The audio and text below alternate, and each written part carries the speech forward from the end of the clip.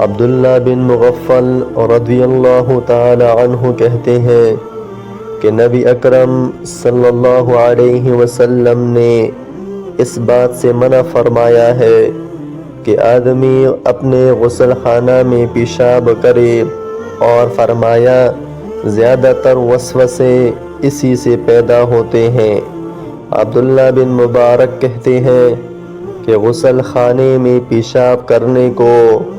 جائز قرار دیا گیا ہے، بشرط یہ کہ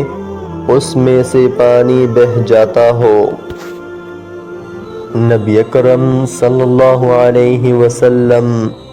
جب قضاء حاجت کے لیے پخانہ میں داخل ہوتے